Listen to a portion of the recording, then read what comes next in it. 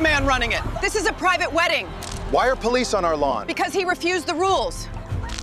Everyone stay calm. Here is the signed permit. I didn't ask for paperwork. Then why are you here? He's running an illegal event. Read the permit number. You don't give orders here. I'm asking you to verify He's been confrontational all day. Hands where I can see them.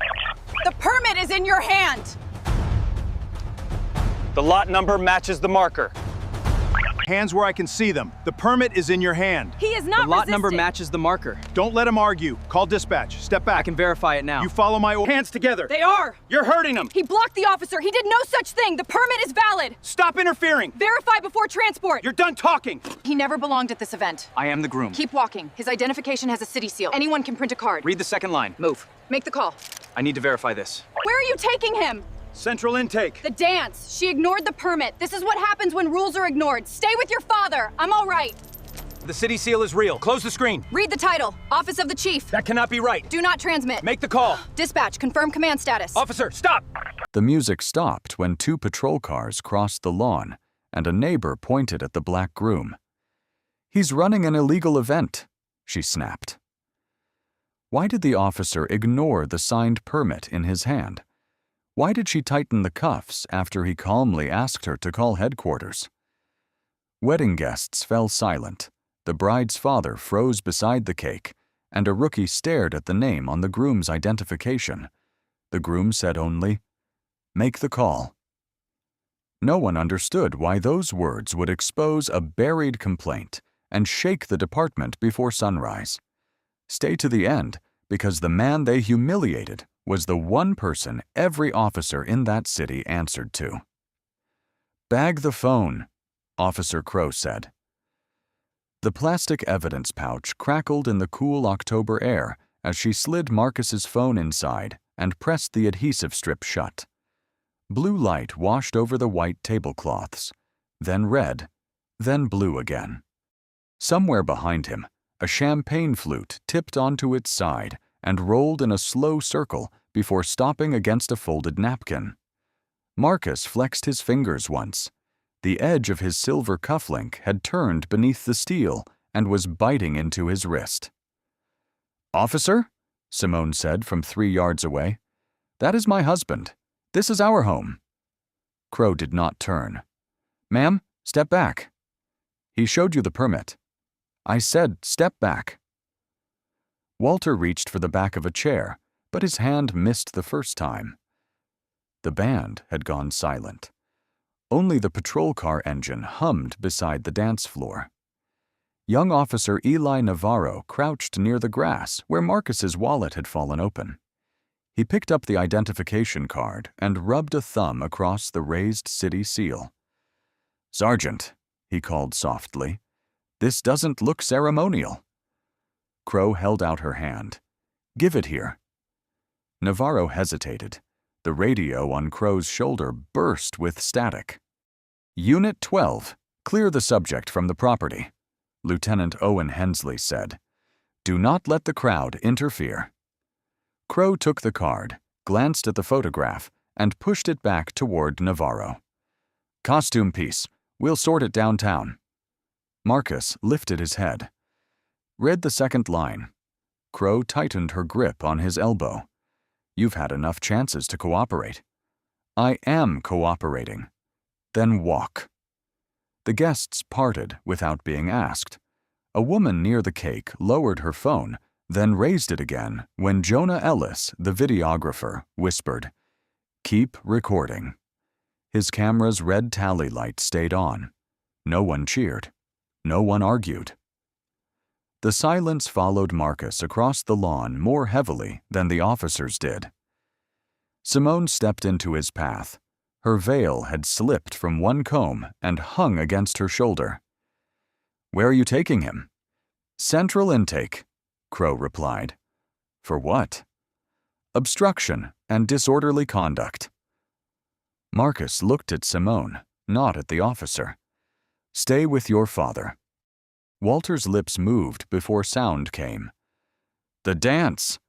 Marcus's jaw tightened. For 1 second, the music stand, the empty floor, and the old man's polished shoes seemed brighter than the patrol lights. "We'll finish it," Marcus said. Crow opened the rear door. Inside. Navarro remained by the cruiser, still holding the card. Lieutenant, request permission to verify an identification credential before transport. Hensley answered at once. Denied. Bring him in. Navarro looked toward Marcus. Sir, what name should I verify? Crow gave a sharp laugh. You have the card. Marcus lowered himself into the back seat. The vinyl was cold through his trousers, and the door frame smelled of disinfectant and old coffee. Marcus Reed, he said. Make the call. Crow slammed the door. Through the glass, Marcus watched Navarro step away from the others and lift his radio. On the sealed evidence pouch in Crow's hand, his phone screen lit once beneath the plastic. Deputy Chief Renee Albright. Crow saw the name. Then she turned the screen face down. At 8:12 that morning, Marcus balanced 6 folding chairs against his shoulder and crossed the damp lawn. Chief of Logistics, Jonah called from beside the flower arch. Temporary assignment, Marcus said. The grass soaked his shoes. Cedar smoke drifted from Walter's fire pit, mixing with coffee and cut hydrangeas.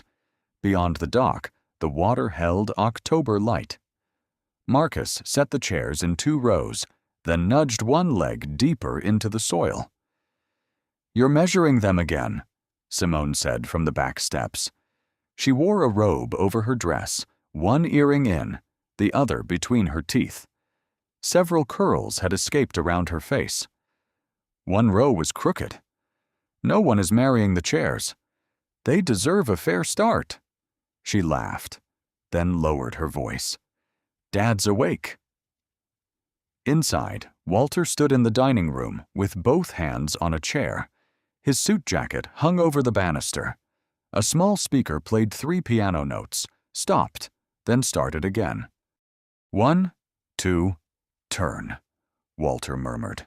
His right shoe slid half an inch. His fingers tightened on the wood. Marcus moved closer, but did not touch him. Again? Walter exhaled. You planning to arrest me for bad rhythm? Only if you step on the bride. Then I need a lawyer. Marcus turned the speaker down.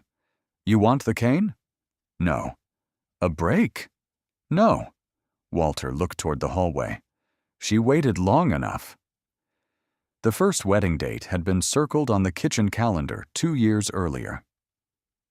3 weeks before it, Walter collapsed during choir rehearsal. The second date disappeared beneath therapy appointments. Simone never complained. She folded the invitations back into their box. Walter lifted his chin. Play it. The melody filled the room, soft and tinny. Walter stepped, paused, turned. On the 4th count, his knee trembled. Marcus offered his forearm. Walter ignored it for 2 beats, then took hold. Don't tell her. I won't. Don't look at me like that. Like what? Like you're memorizing the room. Marcus glanced at the photograph near the piano. Walter beside his late wife, both laughing as wind lifted her scarf.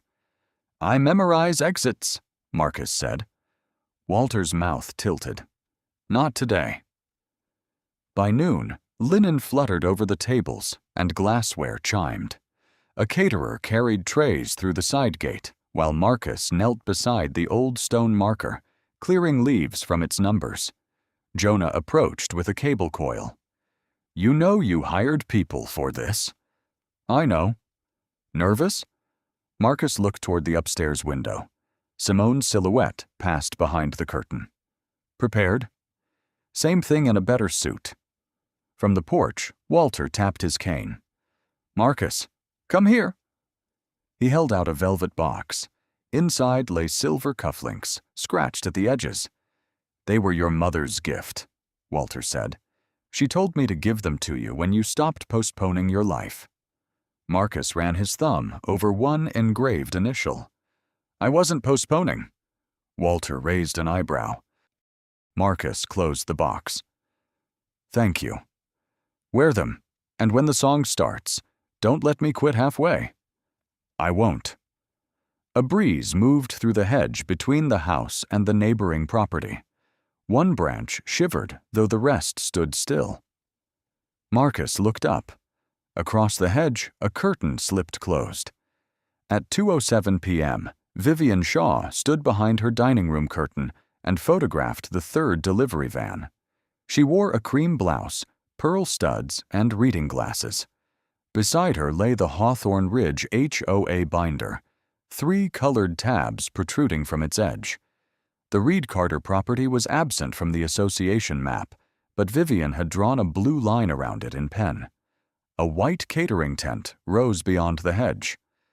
"Unbelievable," she said. Her husband glanced over his newspaper. "It's a wedding. It's an event. There are flowers. There are vehicles blocking sightlines." None blocked the road. Marcus had guided each one onto the gravel shoulder and now carried a wooden sign toward the lake. Rolled sleeves. Work gloves. "Who is that?" Vivian asked. "The groom, probably." "Grooms don't unload chairs?" "Some do." Vivian lowered the phone. The board was not notified. "The board doesn't own their yard." She looked at him until he raised the paper again. Outside, Marcus pressed the sign into the soil beside the walkway. "Ceremony this way." Fresh paint scented the wood. A gust carried laughter from the porch and the metallic chime of glasses being set in rows. Vivian opened the back door and crossed her lawn in narrow heels. "Excuse me." Marcus turned. "Afternoon. Are you in charge of this setup?" "I'm helping." "That wasn't my question." He removed one glove. "What do you need?" Vivian held up her phone. "This community requires advance approval for gatherings over 20 people." Marcus glanced at the stone marker near his shoe. Moss filled the engraved numbers. "This property isn't in your community. It borders it." "That's different." Her smile tightened. "I know the boundaries." Marcus crouched and brushed leaves from the marker. "Then you know the line runs east of the hedge." She did not look down. A server passed behind him with folded napkins. Vivian asked, "And who hired you?" "My family." "For security?" "For the wedding." "Which role?" He studied her. "The one standing in front of you." From upstairs, Simone called, "Marcus, the florist needs you." Vivian's eyes moved from the veil behind the glass to the cufflink box in his hand. "You're the groom?"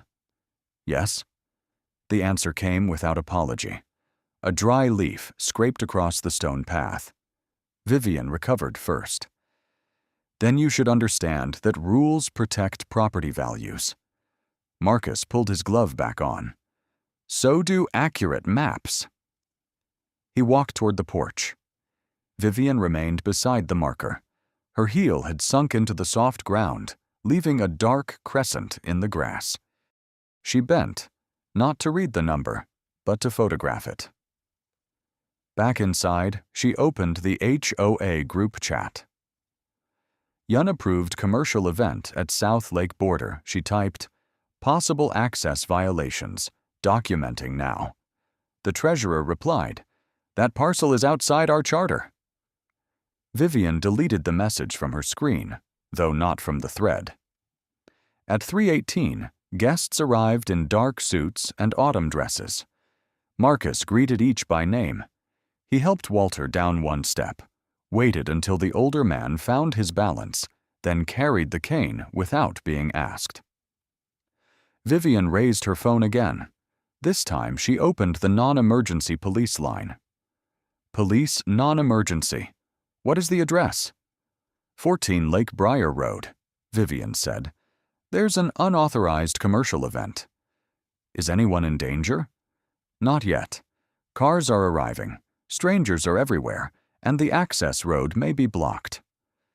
Vivian watched Marcus guide an elderly guest toward the porch. The road was clear. "May be blocked, or is blocked." "He's refusing association rules." "That wasn't my question." "Send someone before this gets worse."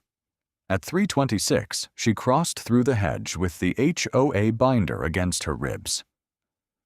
Marcus stood by the welcome table, sliding the city permit into a clear sleeve. "We need to settle this now," she said. "The ceremony begins in 34 minutes. Then you should have requested approval. This property does not require it." Vivian opened the binder. Plastic dividers clicked in the breeze. Section 8 prohibits amplified music, vendors, and gatherings over 25 people without board consent. Marcus placed the permit beside her page. Issued September 29th. Music ends at 9. The fire lane stays open. I'm not discussing city paperwork. You called the city's police department. Her nail tapped the map. Tap, tap, tap. This house sits within Hawthorne Ridge's influence area. There is no legal category called an influence area. He unfolded a certified survey. A red line ran east of the old stone wall. Your charter stops here. Simone came down the steps. Is there a problem? Your event coordinator is being difficult. My event coordinator? Marcus said. She means me. The county seal is here. The deed number matches the marker. Vivian snapped the binder shut. A server flinched, and glasses chimed on her tray. You people think technicalities excuse anything. Which rule have we broken? Wind carried the sweet smell of frosting. Maribel Lane, the HOA treasurer, approached with her phone in hand. Vivian, I wrote in the group chat. That parcel isn't ours. The board must protect residents. From a wedding? From precedent. Marcus folded the survey. There is no precedent. There is only a boundary. Maribel looked at the empty road. Did you call the police? I reported a disturbance.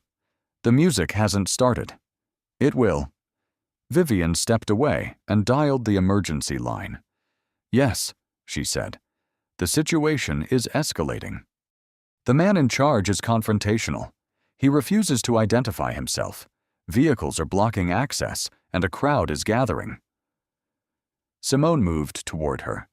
Marcus raised one hand. Let her finish. Vivian turned her back. I don't feel safe approaching him. The dispatcher's voice sharpened. Ma'am, you said you already approached him. I mean now. Are vehicles blocking emergency access? They could. That is not the same answer.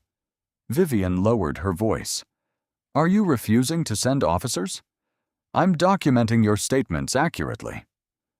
A cold bead slid down the water pitcher beside the permit. Marcus turned the handle toward Simone. From inside, Walter called, Marcus, one more rehearsal. Marcus looked toward the house. Then, far down Lake Briar Road, a siren gave one short warning burst. The siren cut off at the end of the road. Marcus folded the survey, slid it beneath the permit, and said, No one moves a vehicle unless an officer asks. The first patrol car rolled onto the gravel at 3:41 p.m. A second stopped behind it, red and blue light washing over white tablecloths. Conversation thinned. Near the cake, a spoon struck glass. Officer Dana Crow stepped out first, dark hair pulled tight, one hand on her radio. A younger officer followed with a tablet. Vivian reached them first. Thank God. He's refused every lawful instruction. Crow looked past her. Who's in charge? Marcus walked forward. I am. Her eyes moved over his navy tuxedo and silver cufflinks. Event staff? The groom. Vivian gave a small laugh. He's also acting as security. Marcus held out the permit. Private property. Valid city approval. Fire lane is clear. Crow did not take it. Music off. The ceremony hasn't started. I said off. The band leader looked at Marcus. He nodded. The keyboard went silent, leaving a low hum beneath the string lights. Simone came down from the porch, gathering her dress. Officer, my father has waited 2 years for this dance. Ma'am, stand back while we assess the disturbance. What disturbance? Crowd size, noise, possible obstruction. Eli Navarro, the younger officer, looked down the drive. Lanes open. Crow's jaw tightened. Document it. Vivian opened her binder. The HOA rules are clear. The property is outside the HOA, Marcus said. Crow finally took the permit, glanced at the first page, then held it by one corner. This could be printed anywhere. The seal is embossed. I didn't ask for commentary. She turned to Navarro. Start clearing vendors. A waiter froze with a tray against his chest. Jonah Ellis lifted his camera. Its red recording light glowed in the dusk. Before you disrupt a lawful wedding, Marcus said, verify the permit number. Crow stepped closer. You don't direct this scene. No, the law does. Behind him, 30 guests said nothing. One woman lowered her phone when Crow looked toward the tables. Walter stood beside the cake, fingers spread over his cane. Vivian pointed at Marcus. That tone? That's what I reported. Crow handed the permit back without reading the second page. You've been warned. Shut everything down. Simone moved between Marcus and the porch. Please, give us 10 minutes. Let him dance with my father. This is not a negotiation. Walter took one careful step toward the floor. The bandleader touched a key. One piano note entered the cold air. Crow crossed to the soundboard and pulled the main switch. The note died. Only the patrol engine and lake water against the dock remained. Walter's hand slipped from the cane handle, then found it again. Marcus looked at him, then at the untouched floor. Turn the system back on. Crow faced him. Refuse another order, and you'll be detained. Navarro glanced at the permit. Officer Crow, the lot number matches the marker. She did not look. Clear the area. A champagne flute rolled across a tablecloth and dropped into the grass without breaking. Crow reached for Marcus's arm. Behind her, Vivian smiled before she remembered the camera. Crow's fingers closed around Marcus's sleeve. He did not pull away. Verify the number first. I gave you an order, and I gave you the document that answers it. The permit trembled between them as wind crossed the lawn. Its lower corner flashed blue, then red beneath the patrol lights. The embossed seal caught each color. Navarro stepped closer. Lot 14B, same as the stone marker. Crow kept her grip on Marcus. You're reading paperwork while a crowd is forming. The crowd was invited, Simone said. Ma'am, stay back. Walter lowered himself into a chair. His cane tapped once against the wood. Marcus looked at Navarro. Call dispatch. Confirm the permit. Crow turned. Do not give my officer instructions. Navarro lifted his tablet. I can run it in under a minute. Her radio cracked. Unit 12, status? Hensley's voice carried across the lawn. Non-compliant subject, Crow replied. Preparing to clear the site. There is no obstruction, Marcus said. Then remove whoever is interfering, Hensley answered. Navarro pressed his radio. Lieutenant, I have a matching parcel number and city seal. Static hissed through the pause. Follow your senior officer. Crow released Marcus only to take the permit from his hand. You heard him. I heard him avoid the question. Her eyes narrowed. Last warning. Jonah shifted sideways, keeping the camera on them. Vivian moved behind Crow's shoulder. Turn that off, Crow said. I'm on private property, Jonah replied. You're interfering. I haven't moved. Crow looked at Navarro. Take the camera. Marcus's voice stayed level. Do not seize lawful recording.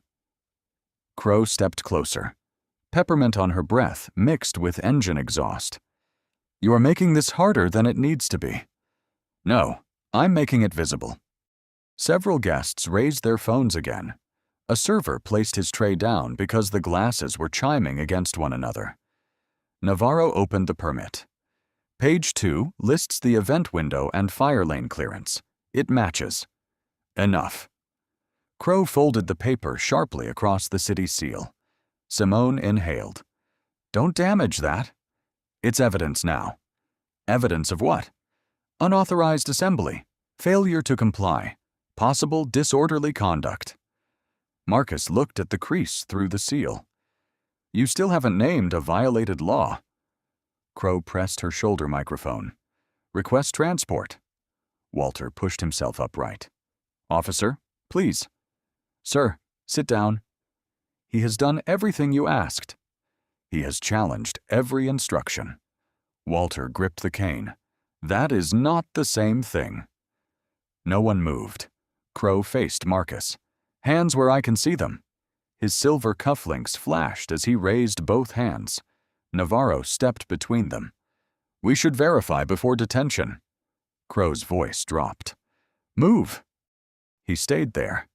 For 3 seconds, only the electrical buzz from the dark speakers crossed the lawn. Then Hensley returned over the radio. Crow, clear that property now. She pushed the folded permit into her vest pocket and reached for Marcus's wrist. His wallet slipped from inside his jacket, struck the wet grass, and fell open beneath the pulsing lights. The wallet struck the grass and opened beneath Crow's boot. A laminated card slid free. Navarro lifted it by the edges, while Marcus kept both hands raised. Officer Crow, this has a municipal security seal. Crow twisted Marcus's right wrist behind him. Hands together. They are. Stop resisting. I'm standing still. The first cuff closed with a metallic snap. Cold steel drove the turned edge of his silver cufflink into his wrist. Marcus drew one slow breath. Simone stepped from the porch. You're hurting him. Stay back. That's my husband. And he is being detained. For showing you a permit? Vivian hugged the HOA binder to her chest. He blocked an officer. Maribel stared at her. You called before the music even started. Not now, Maribel. The second cuff clicked shut. Jonah's camera whirred as it refocused. No guest spoke. Walter stood beside the empty dance floor, one hand locked around his cane. Navarro wiped wet grass from the card. Marcus's photograph sat beneath the city seal. Read the second line, Marcus said. Crow took his elbow. Walk. Navarro's eyes narrowed. Ma'am, we need to verify this before transport. You think too much when you're nervous. It says Office of the Chief. Vivian leaned forward. Anyone can order a card. Check the issue date, Marcus said. Crow jerked his arm. The cufflink bit deeper. Face forward. October 1st, Navarro read. Authorized by Deputy Chief Renee Albright. Crow's grip shifted. Her radio crackled. Unit 12, transport now, Hensley ordered. No more delays. Navarro pressed transmit. Lieutenant, the subject has identification indicating command staff. Static filled the pause. Confiscate it. Verify downtown. Marcus looked at Crow. He knows what it is. That's your interpretation. No, that was his answer. Crow took the card, glanced at it, then shoved it into Marcus's wallet. Prop identification. People carry stranger things. Simone's veil comb slipped loose. She caught the fabric and folded it over her arm as though the ceremony had ended. Marcus, tell me what to do. He looked toward Walter. His polished shoe rested at the dance floor's edge, pointed toward Simone's empty place. Stay with your father. Walter's jaw moved. The song. We'll finish it. Crow guided Marcus toward the cruiser. Gravel ground beneath his shoes. The air smelled of damp leaves, extinguished candles, and hot engine metal. Behind them, Navarro picked up Marcus's phone from the welcome table. It's ringing. The screen glowed inside Crow's evidence pouch. Renee Albright, Deputy Chief. Crow saw it and turned the phone face down. Navarro stopped. She's calling from headquarters. Bag it. She may be verifying the credential. Bag it, officer. The adhesive strip rasped shut. Simone reached the gravel, but Crow raised a palm. Marcus lowered himself into the back seat. Cold vinyl pressed through his trousers, and disinfectant stung his nose. Navarro stood outside the open door, wallet in hand. Sir, he whispered, what should I ask headquarters? Marcus met his eyes. Ask who took command at midnight. Crow slammed the door before Navarro could answer. The cruiser door sealed with a rubber thud, muting the lawn into blue-red flashes and moving faces. Marcus shifted his wrists. The bent edge of his cufflink pressed into his palm, sharp enough to leave a crescent. He closed his fingers around it. Outside, Crow pointed toward the soundboard. Power stays off until the property is cleared. Simone stood beside Walter, her veil folded over one arm. The ceremony is over. Let us have the dance. This site is under police control. It is my father's yard. Walter stepped toward the floor. His cane touched the boards, then slipped on fallen petals. Marcus leaned toward the glass. Simone. She could not hear him. The bandleader looked from Crow to Walter. One song, no amplification. Pack it up. He unplugged the keyboard, then paused. I can play the piano inside. Walter looked toward the open door. No, she wanted the lake. Simone reached for him, but he straightened before her hand arrived. Play it, he said. The musician pressed one key on the battery. A thin note sounded, barely louder than the patrol engine. Crow crossed the lawn and switched off the backup pack. The note died after 3 seconds. Inside the cruiser, Marcus lowered his head. Disinfectant stung his nose. Cold vinyl pressed beneath him.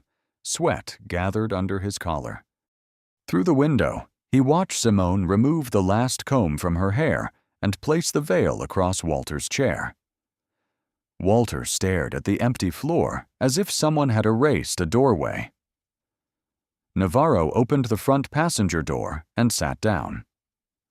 The dashboard screen woke with a green glow. Crow appeared at his window.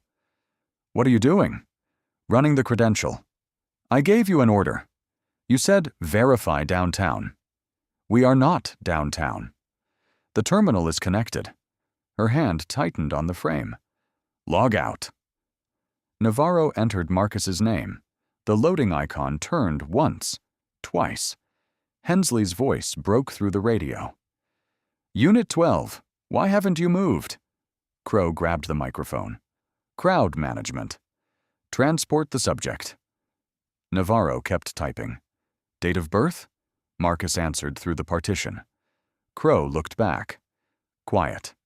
Navarro entered it anyway. Outside, Jonah lowered his camera.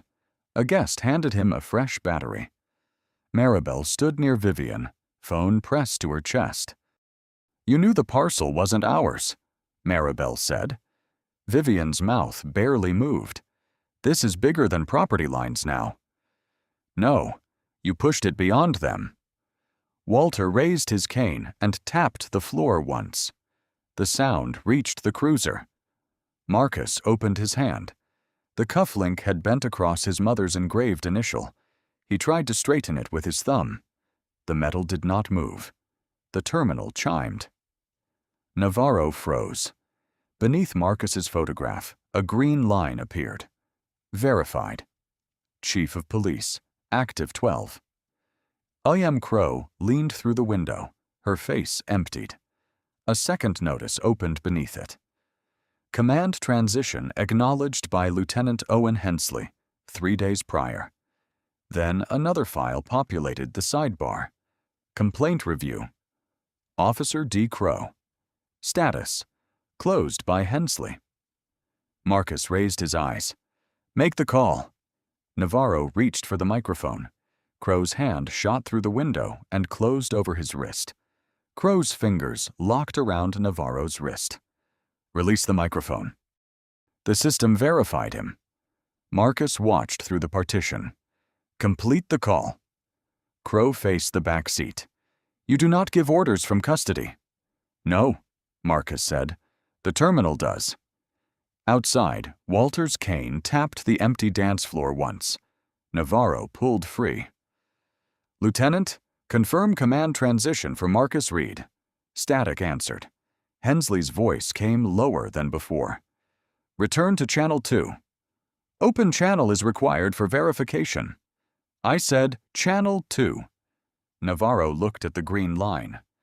Sir, this says you acknowledged his appointment Tuesday.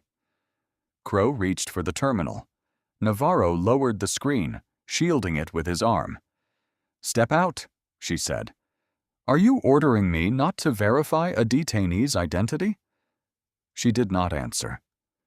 Marcus leaned against the cold seat. His fingers had gone numb around the bent cufflink. Hensley returned. Crow, remove Navarro and transport Reed.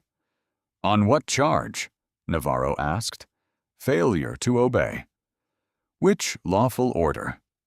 Jonah raised his camera. Maribel approached with her phone out. I have the HOA chat, she called. Vivian was told this property wasn't ours before she called. Vivian followed, heels sinking into wet grass. That conversation is private. You deleted my reply, Maribel said. The server didn't. Crow stepped between them. Move back. Simone remained beside Walter, folding her veil into a white square. The terminal chimed. Incoming secure call. Deputy Chief Renee Albright. Navarro answered on speaker. Why is Chief Reed's phone sealed in evidence? Renee asked. He was detained during a private event. By whom? Officer Crow, under Lieutenant Hensley's direction. Is Chief Reed injured? Marcus raised his wrists. No injury. Preserve every recording. Renee's breath caught. Chief? I'm here. Crow reached toward the speaker. Do not end that call, Marcus said. Her hand stopped. All units hold position, Renee ordered. Captain Grant from Professional Standards is en route. No one deletes or powers down any device. Hensley broke onto the channel. Albright, this is my scene. Not anymore. The words carried through the open cruiser door. Vivian's binder slipped against her hip. Navarro, read the permit number, Renee said. He took the folded paper from beside the seat. Briar 14B, issued September 29th. Keys clicked. Valid. Dispatch corrected the access report at 3:19 p.m. Navarro looked at Crow. Before we arrived. Dispatch never relayed that, Crow said. Dispatcher Leah Boone entered the call. I did. It is time-stamped and attached. Blue light crossed Crow's face, then left it gray. Another file opened. Complaint review. Officer D. Crow. Closed by Lieutenant Hensley. Navarro read it twice. There's a prior complaint. Close that screen, Hensley snapped. Renee answered first. Do not touch it. Tires sounded on loose gravel. No siren. A Black County sedan entered the gate. Marcus looked past Crow to Simone's folded veil and Walter's polished shoe at the edge of the unfinished dance. Keep everyone where they are, he said. The sedan stopped beside the patrol cars. A door opened. The sedan door opened, and Deputy Chief Renee Albright stepped onto the gravel. Captain Layla Grant followed with an evidence case and a body camera recording. Renee stopped beside the cruiser. Open the rear door. Crow did not move. Deputy Chief, we had a non-compliant subject and... Open it. Navarro reached the handle first. Cold air entered the back seat. Marcus unfolded himself, wrists still secured behind him. Renee's eyes dropped to the cuffs. Who authorized those? Hensley, Crow said. The radio hissed. Maintain custody, Hensley ordered. I'm 10 minutes out. Grant raised one hand. No one changes the scene before I document it. Marcus stepped onto the gravel. The silver cufflink pressed beneath the steel. Renee faced him. Chief Reed. The title crossed the lawn more sharply than a siren. A glass clicked against a table. Vivian's binder slipped from her hand and landed open in the grass. Walter's cane remained planted at the dance floor. Crow stared at Marcus. Chief? Remove the cuffs, Renee said. Crow's key missed the lock twice. Let Navarro do it, Marcus said. The younger officer took the key. His fingers shook. One quiet click opened the right cuff, then the left. Marcus rubbed the red groove beneath his sleeve. Even the distant guests heard the steel fold closed in Navarro's palm. Renee glanced at Crow. Chief, do you want her detained? Marcus tried to straighten the bent cufflink. No. Separate the involved officers. Preserve every device, call, and body camera file. Grant opened her case. I'll control the investigation.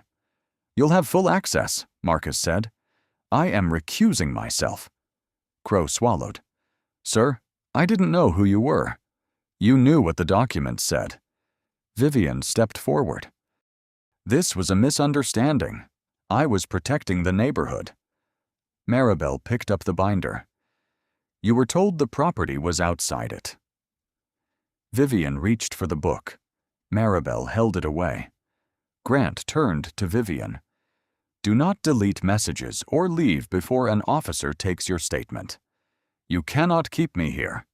I can instruct you not to destroy evidence. Renee handed Marcus his phone, sealed in plastic. Headquarters locked the incident file. Good. Simone crossed the lawn, her veil folded over one arm. She stopped a foot from Marcus and looked at his wrists. Are you all right? Yes. That is not what I asked. His answer did not come. Walter's cane tapped once. The music? Marcus looked toward the silent band and untouched floor. Restore the power, he said. Navarro moved to the soundboard. The band leader reconnected the cable. A low hum returned, followed by a soft piano chord. Marcus turned to Grant. No one leaves with footage. Copy it here. The wedding video, too? All of it. Jonah raised his camera. You'll have the original card. Simone took Marcus's hand. Her thumb brushed the groove left by the cuff. The first notes of Walter's song floated across the lawn. He took one step toward the floor, then stopped. Grant's radio crackled. Hensley just called dispatch, she said. He's ordering the incident log reclassified. Marcus's hand closed around the bent cufflink. Freeze his access. Grant was already dialing. At 7:06 the next morning, Marcus entered the municipal review room without his uniform. Captain Layla Grant was sealing memory cards into evidence bags. The air conditioner blew too cold, and burnt coffee sat beside the dispatch logs. You should not be here, Grant said. I'm not here as investigator. You're still the complainant. I'm here to sign the recusal. City Attorney Priya Desai, 44, looked up from a yellow pad. A silver streak ran through her black hair, and she aligned every page before speaking. Once you sign, you lose access to interviews, draft findings, and discipline. That is the point. Priya turned the document toward him. You may submit evidence like any other witness, nothing more. Marcus read each line, capped the pen, then signed. Grant took the paper. Effective now, I control the file. You should. And if the result is slow, it still has to be clean. Plastic bags crackled as she cleared the center table. Crow's body camera, Navarro's terminal export, Vivian's HOA messages, The folded permit and Marcus's identification lay in separate rows. Beside them rested a crushed white flower from Simone's bouquet, sealed alone. Marcus stopped. "Found under the cruiser," Grant said. "It marks where the vehicle stood when the cuffs went on." "Keep it." Grant opened the dispatch recording. Vivian's voice filled the room. "The road may be blocked." Leah Boone answered. "Maybe or is?" Then came the 3:19 p.m. correction. Access clear. No active disturbance. Priya wrote the time twice. Crow arrived 22 minutes later, and Hensley opened the update at 3:24, Grant said. The radio traffic played next. Hensley's order to clear the property sounded flatter in daylight. Then came his later instruction to reclassify the incident. Priya's pen stopped. "That is not crowd control." "No," Grant said. "That is file control." At 9:30, Simone waited in the empty corridor wearing yesterday's coat and holding 2 paper cups. One had gone cold. "You signed it?" she asked. "Yes." "So you cannot see what they find?" "Not until the report." She handed him the cold cup. "You command a department, but last night one officer decided a folded permit mattered less than her opinion." Marcus turned the cup as if searching for a handle, then let his hand fall. "She should have followed procedure." Simone's eyes stayed on the red groove around his wrist. "Procedure did not sit in that car." A maintenance cart squeaked around the corner. Neither moved. "I heard Dad counting steps in the kitchen at 5, she said. "He thought the song stopped because he was too slow." Marcus closed his eyes for one breath. He did nothing wrong. "Neither did you." The elevator indicator glowed, then went dark without opening. Grant came through the review room door, carrying another file. "Chief, Marcus, we found a complaint from April involving Crow." Priya stepped beside her. Hensley closed it before witnesses were interviewed. Marcus looked through the glass at the crushed flower in its bag. "Who filed it?" Grant held out the cover sheet. "Leonard Price," she said, "and the address belongs to another event Vivian Shaw reported." Grant held out the file. "Leonard Price," she said, 64, owner of Price and Sons Catering. Marcus did not take it. Priya opened the folder. The first page was creased into thirds. April 18th, private retirement dinner. Complaint of unlawful removal. "Officer Crow?" Simone asked. Grant nodded. After a call from Vivian Shaw. Behind the glass, the crushed white flower sat beside Marcus's identification card. "What happened?"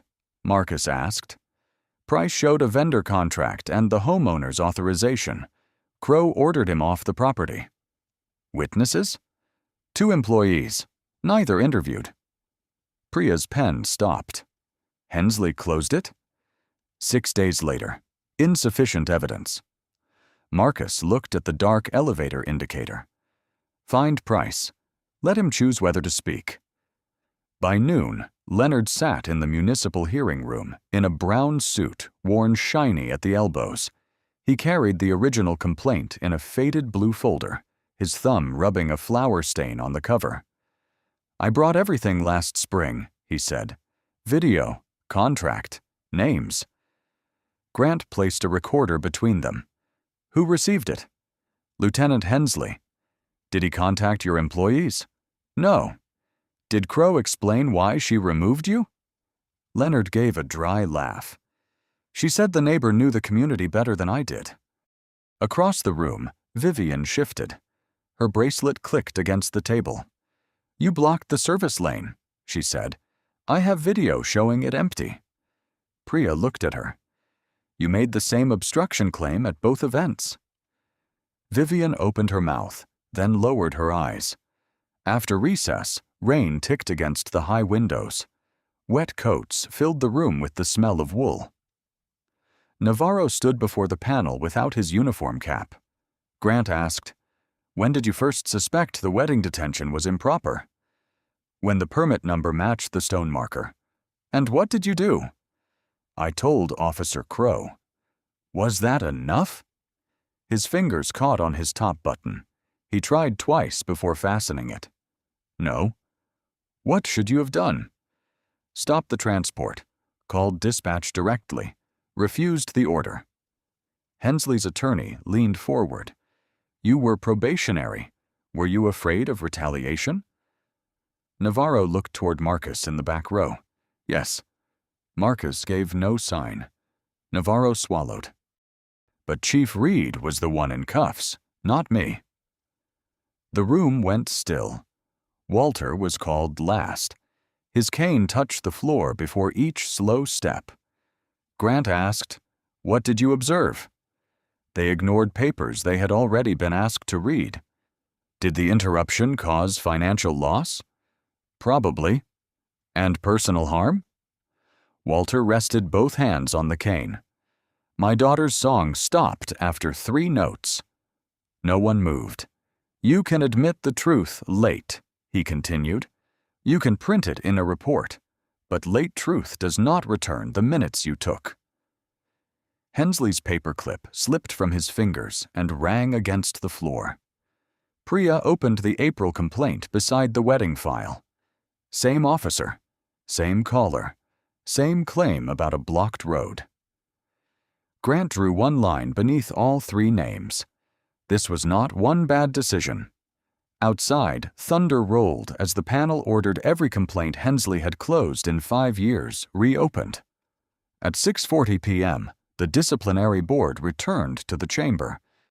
Rainwater shone on the courthouse steps, and damp wool hung in the air. Crow sat rigid at the respondents' table. Hensley covered his legal pad with one hand. Grant read the findings. Officer Dana Crow submitted statements contradicted by dispatch audio, body camera footage, the permit, and witnesses. She ignored documents and ordered detention without verified cause. Crow's lawyer stood. We object. Noted. Termination is effective immediately. Crow turned toward Marcus in the back row. I told you I didn't know who you were. Marcus answered. That was never the test. Her chair scraped. She removed her badge and set it beside the microphone. The metal struck wood with a flat click. Grant continued. Lieutenant Owen Hensley withheld command information, directed officers to disregard verification, tried to alter the incident log, and closed a prior complaint without interviews. The board orders demotion, suspension, and review. Hensley leaned toward Priya. The chief has to approve discipline. He recused himself, she said. That is why this stands. By morning, Hensley had resigned rather than report at a lower rank. He left through a side entrance while reporters waited out front. 2 days later, Vivian stood beneath the courtroom's fluorescent lights. The city attorney read the charge, knowingly providing false information during an emergency call. I believed there was danger, Vivian said. Leah Boone's voice filled the room. Are vehicles blocking emergency access? They could. Priya stopped the audio. Your treasurer corrected you before the second call. Maribel Lane sat behind Vivian with the HOA message archive open. You had no right to save that thread, Vivian said. I had a duty not to erase it, Maribel replied. Vivian accepted a civil settlement, restitution for wedding costs, and community service. The false call charge remained on the public docket. That evening, the Hawthorne Ridge meeting room filled before 7. Wet umbrellas dripped onto the tile. At the head table, Vivian's chair stood empty. Her president placard lay folded beside the gavel. Maribel rose with the charter. The motion is removal from office and an audit of every enforcement complaint. A man near the rear asked, Do we need to shame her publicly? Maribel looked at the vacant chair. The authority was public. The vote should be too. Paper ballots whispered into a clear box. Only 4 opposed removal.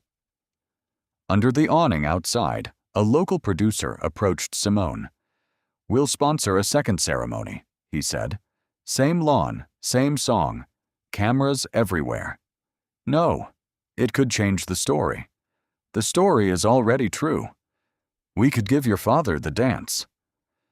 Rain tapped the roof. Simone tightened her hand around the folded veil in her bag. You cannot rebuild that night with better lighting. Marcus joined her, carrying Walter's cane. "What do you want instead?" the producer asked. "An honest report. New rules." And no one pretending the damage vanished because the ending photographs, well. Inside, Maribel turned the president placard face down and opened the agenda to the first item, emergency call verification procedures. At 8:05 Monday, Marcus stood beneath the training room clock. "Before anyone shuts down a private event," he said, "what happens first?" Navarro raised his hand. "Confirm jurisdiction, verify the document, check dispatch updates, and record the reason. Not because I was the person in cuffs, because anyone could have been." The projector hummed. Instructors passed laminated cards down each row. One side read, "Permit and property verification." The other, "Stop, read, confirm, record." "Where does this go?" an officer asked. "Under the driver's sun visor, visible before the lights come on." A veteran folded his arms. "Checklists, slow response." Navarro answered, "So does arresting the wrong person." Marcus pointed to the practice table. "You have 90 seconds. A caller says a wedding blocks a fire lane. The map says the property may be outside the association. Show me your first move." Pairs spread across the room. Radios crackled, chairs scraped, and dry erase marker mixed with coffee. One officer reached for a mock citation. Navarro stopped her. "You haven't called dispatch." She glanced at the card beneath the mounted visor. "Right. Read before you act." At noon, Priya joined Marcus and Grant in the records office. Gray cabinets stood open beneath fluorescent light. "We found 43 complaints closed without witness contact," Grant said. "Not all are misconduct. All require review." Priya slid over a policy. No supervisor may close a complaint alone. A second division signs, body camera retention locks automatically, and complainants receive written updates. Marcus read the last page. Add a deadline. 30 days? 14 for first contact. "That will strain staffing," Grant said. So did reopening 5 years of files. Priya crossed out 30 and wrote 14. That evening, Maribel pinned a certified boundary map inside the HOA office. Vivian's handwritten blue line was gone. New rules required 2 board members to approve notices and barred one person from speaking for the association during an emergency call. A resident pointed at the map. "What if we think something is dangerous?" "Call for danger," Maribel said. "Not for control." "And if we're wrong?" "Correct it before someone else pays." The next morning, Marcus rode with Navarro through the South District. Sunlight flashed between autumn trees and warmed the dashboard. Navarro lowered the visor. The card hung there, its edges square. "You kept the first one," Marcus said. "I wanted the crease to be mine." Dispatch broke in. "Unit 21, report of an unpermitted gathering on Cedar Lane. Caller claims blocked access." Navarro looked at Marcus. "What's your first move?" Navarro reached for the radio, not the lights. "Dispatch, confirm property jurisdiction and road status. Hold the caller for clarification." After a pause, Leah Boone answered. "Road is clear. Parcel sits outside the reporting association. No observed emergency." Navarro released the microphone. No enforcement action. Marcus slid the card beneath the visor. At headquarters, the public report waited beside the repaired cufflink. Its final page carried a release date 6 months away and a blank line for the first civilian advisor. 6 months later, the public report appeared on the city website at 9 a.m. Marcus stood beside Priya Desai and Captain Grant as the file changed from draft to released. Fluorescent lights buzzed above 43 reopened complaints. Each now carried a contact date, a second reviewer, and a locked evidence log. Priya watched the upload bar reach 100%. It's public. Marcus placed the repaired silver cufflink beside the report. The edge had been straightened, but a faint line still crossed his mother's initial. Leave the line, he had told the jeweler. At noon, Leonard Price entered the first civilian advisory meeting carrying his complaint folder. Maribel Lane sat nearby with the HOA boundary map. Leah Boone joined by video, and Walter took the chair nearest the door. No complaint disappears because someone finds it inconvenient, Leonard said. Navarro stood beside a practice cruiser dashboard and lowered the sun visor, revealing the laminated verification card. A new officer asked, "What if a supervisor orders transport before the check is complete?" "You stop," Navarro said. "You verify. You put the disagreement on the record."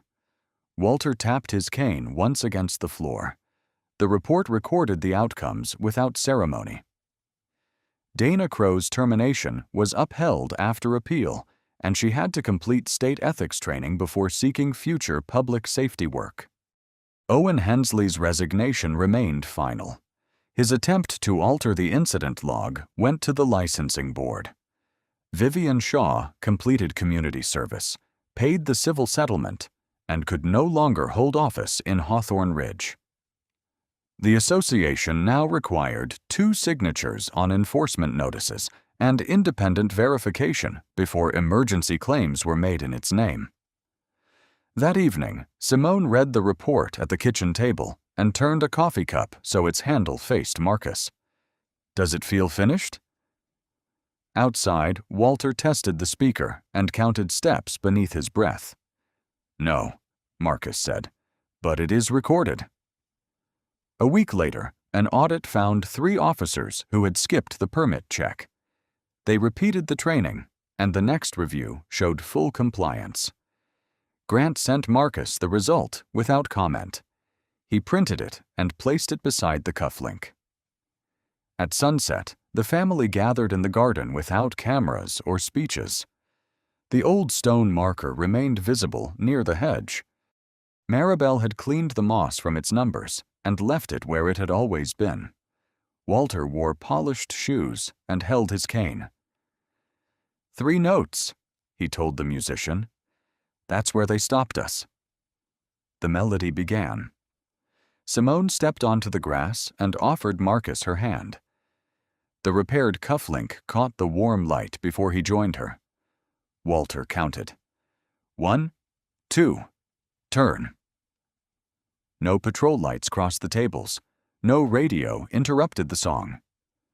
Leonard stood beside Navarro near the porch, while Leah's voice came through a phone propped against a flower pot.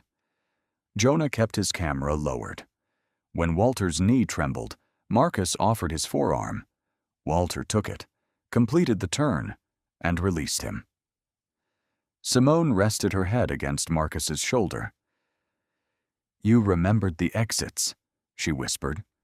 "Not tonight." The song reached the notes they had lost and continued beyond them. Under the string lights, the silver cufflink shone once, then disappeared inside his sleeve. Have you ever seen someone's dignity dismissed because an authority figure refused to check the facts? Share your experience in the comments, especially if a witness, co-worker, neighbor, or public servant chose to speak up when silence would have been easier. Your story may remind someone else that careful questions and honest records can change what happens next. Share this story with a person who believes dignity and justice should never depend on a title, uniform, address, or social standing.